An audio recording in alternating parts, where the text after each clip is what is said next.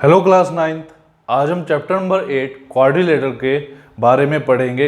Last video में मैंने आपको क्वाड्रिलेटर का इंट्रोडक्शन कराया था। उसमें एक हमारा पॉइंट था प्रॉपर्टीज़ ऑफ पैरेललोग्राम। अब प्रॉपर्टीज़ ऑफ पैरेललोग्राम में मैंने आपको कुछ थ्योरम्स बताई थी। अब हम उस थ्योरम्स को प्रूव करेंगे। ठीक है, तो सबसे पहले आपकी जो थ्योरम है वो है थ्योरम नंबर 8.1। थ्योरम नंबर 8.1 में क्या है? A diagonal of a parallelogram divides it into two congruent triangles। क्या है थ्योरम नंबर 8.1 कि अगर किसी पैरेललोग्राम में कोई डायगोनल है तो वो डायगोनल उस पैरेललोग्राम को दो कॉन्ग्रुएंट ट्रायंगल्स में डिवाइड करता है। ठीक है, तो आइए इसको प्रूव करते हैं। आपको गिवन क्या है? गिवन है कि A B C D is a parallelogram. ये आपको गिवन है। ठीक है, आपको प्रूव क्या करना है? टू प्रूव क्या प्रूव करना है कि ट्रायंगल ए बी सी जो है वो कॉन्ग्रुएंट है ट्रायंगल सी डी ए के। ये आपको प्रूव करना है। तो आइए इसको प्रूव करते हैं। इसका प्रूफ में क्या लिखोगे आप? सबसे पहले देखो, in triangle A B C and triangle C D A, इन दोनों ट्रायंगल्स में देखो आप, जो आपका एंगल डी सी ए है, ठीक है, एंगल डी सी ए है वो इक्वल है एंगल डी ए बी ए सी के। बी ए सी के क्या कहा मैंने? ये वाला एंगल इस एंगल के इक्वल है। रीजन इसका क्या लिखोगे? रीजन इसका A B is parallel to C D and A C is transversal. ठीक है, ए सी इज ट्रांसवर्सल। ये दोनों लाइंस पैरेलल है। क्यों? क्योंकि ए बी सी डी एक पैरेललोग्राम है। दोनों लाइंस पैरेलल है और ए सी क्या है? एक ट्रांसवर्सल है। तो अल्टरनेट इंटीरियर एंगल की वजह से दोनों ही एंगल क्या होंगे? इक्वल होंगे। ठीक है, अब नेक्स्ट आपका इस ए बी सी के अंदर तो ए सी और सी डी ए के अंदर सी ए, दोनों ही साइड क्या है आपका? कॉमन है। और उसके बाद ये जो एंगल है और ये एंगल, ये दोनों एंगल भी तो इक्वल है। कौन कौन से? Angle B C A is equal to angle C A D या डी ए सी, आप कुछ भी कह दो। इसका रीजन भी क्या होगा? Alternate interior angle. तो इन तीनों रीजन की वजह से कौन सा रूल लग जाएगा आपका? Angle side angle rule. ठीक है, तो by angle side angle rule triangle A B C is congruent to triangle C D A. ठीक है, तो ये हमारी फर्स्ट थ्योरम प्रूव हुई। और अगर दोनों ही ट्रायंगल कॉन्ग्रुएंट है तो सी पी सी टी से क्या होगा? जो आपका एंगल बी है वो एंगल डी के इक्वल प्रूव होगा। ठीक है, और जो आपकी साइड है ए बी वो इक्वल होगी सी डी के और ए डी इक्वल होगी बी सी के। ठीक है, इसका दोनों का रीजन क्या होगा? C P C T. ठीक है, corresponding parts of congruent triangles. ठीक है, तो ये था थ्योरम नंबर 8.1। अब देखो थ्योरम नंबर 8.2 में क्या है? थ्योरम नंबर 8.2 में है कि किसी भी पैरेललोग्राम में अपोजिट साइड्स इक्वल होती है। ये हम प्रूव कर चुके हैं। देखो यहाँ पर हमने प्रूव किया है कि किसी भी पैरेललोग्राम में जो अपोजिट साइड्स होती है वो आपस में इक्वल होती है। ठीक है, तो इसका क्या रीजन लिख दोगे? सॉल्यूशन क्या होगा इसका? Proved above. ये हम प्रूव कर चुके हैं। ठीक है, अब थ्योरम नंबर 8.3 में क्या है? थ्योरम नंबर 8.3 में है कि किसी भी क्वाड्रिलेटर की अपोजिट साइड्स इक्वल है तो वो पैरेललोग्राम होगा। ठीक है, किसी भी क्वाड्रिलेटर, सपोज करो ए बी सी डी एक क्वाड्रिलेटर है। ठीक है, अगर इसमें आपको ये चीज़ गिवन है क्या कि ए बी सी डी के इक्वल है और ए डी बी सी के इक्वल है। ठीक है, तो आप क्या करोगे? एस एस एस वाले रूल से, एस एस एस वाले रूल से इन दोनों ट्रायंगल्स को कॉन्ग्रुएंट प्रूव कर सकते हो। कैसे? दोनों ही ट्रायंगल में क्या क्या इक्वल है? ए बी सी डी के equal given, A D B C के इक्वल गिवन और ए सी सी ए के इक्वल कॉमन। ठीक है, तो एस एस एस वाले रूल से दोनों ही ट्रायंगल क्या है, कॉन्ग्रुएंट है। और अगर दोनों ट्रायंगल कॉन्ग्रुएंट है तो ये एक पैरेललोग्राम होगा। क्यों? क्योंकि देखो ये वाला एंगल इसके इक्वल हो जाएगा सीपीसीटी से, और ये वाला एंगल इसके इक्वल हो जाएगा सीपीसीटी से।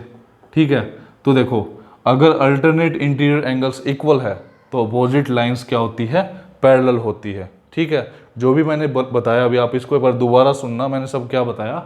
सबसे पहले हमने इन दोनों ट्रायंगल को कॉन्ग्रुएंट प्रूव करा एस एस एस वाले रूल से।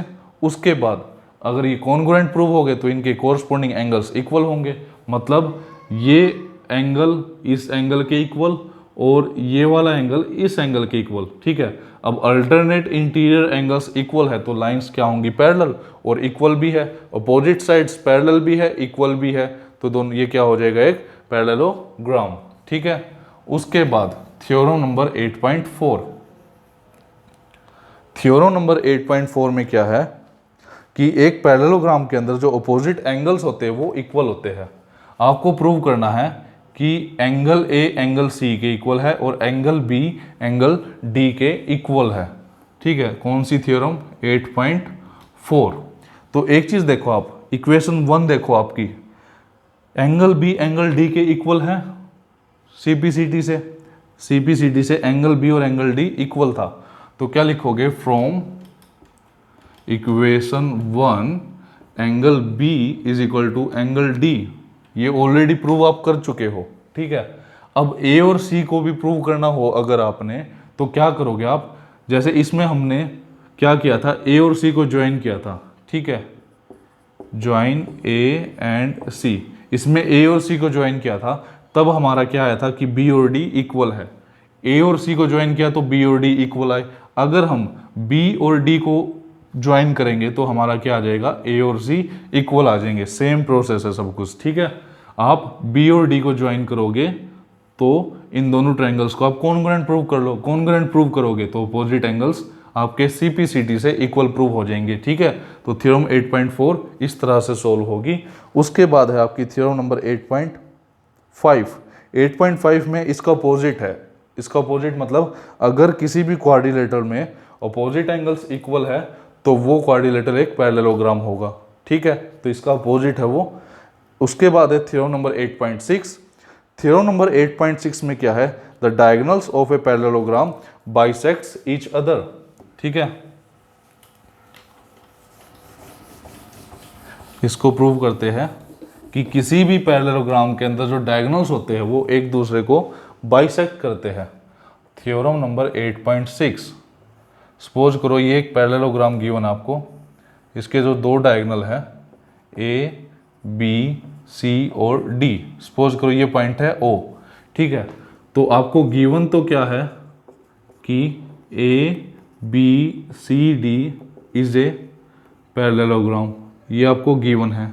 ठीक है, पैरेललोग्राम है, इसका मतलब ए बी जो साइड है वो इक्वल है सी डी के, और ए डी जो साइड है वो इक्वल है आपकी बी सी के।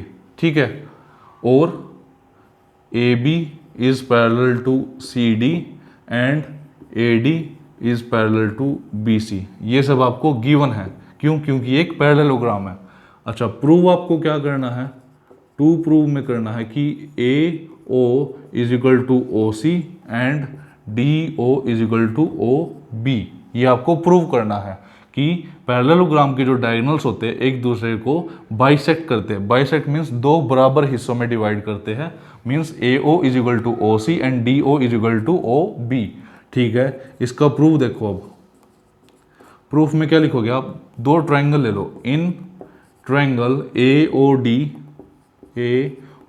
डी एंड ट्रायंगल कौन सा, सी O B.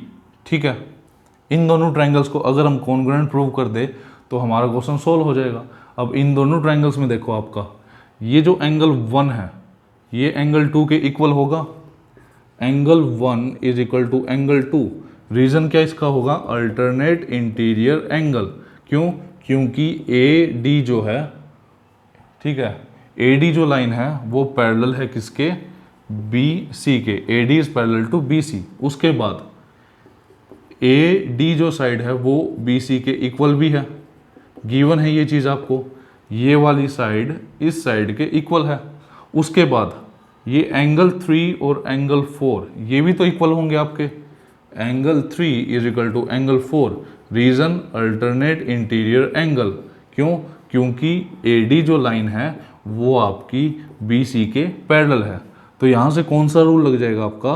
By angle side angle rule, आपका triangle A O D is congruent to triangle C O B. ठीक है, अब दोनों ही ट्रायंगल अगर कॉन्ग्रुएंट है तो इनकी जो कोरस्पॉन्डिंग साइड्स होगी वो भी इक्वल होगी, मतलब ए ओ इक्वल होगी ओ सी के, ठीक है, और डी ओ इक्वल होगी ओ बी के। यही आपको प्रूव करना था। इसका रीजन क्या हो जाएगा? C P C T. ठीक है, तो ये थी आपकी थ्योरम नंबर 8.6। अब जो थ्योरम नंबर 8.7 है वो इसकी अपोजिट है। उसमें क्या है कि अगर डायगोनल्स एक दूसरे को बाइसेक्ट कर रहे हैं तो वो क्वाड्रिलेटरल क्या होगा? पैरेललोग्राम। वो इसका अपोजिट है, तो वो भी आप कर सकते हो। ठीक है, तो ये था solution of all theorems 8.1 to 8.7। अब इन थ्योरम्स में से आपको किसी भी थ्योरम में कोई भी डाउट हो तो वो आप पूछ सकते हो। एक बार ध्यान से इनको सबको सोल्व करो आप एक बार, ठीक है? कोई भी डाउट आए तो वो आप पूछ लेना। Okay, thank you.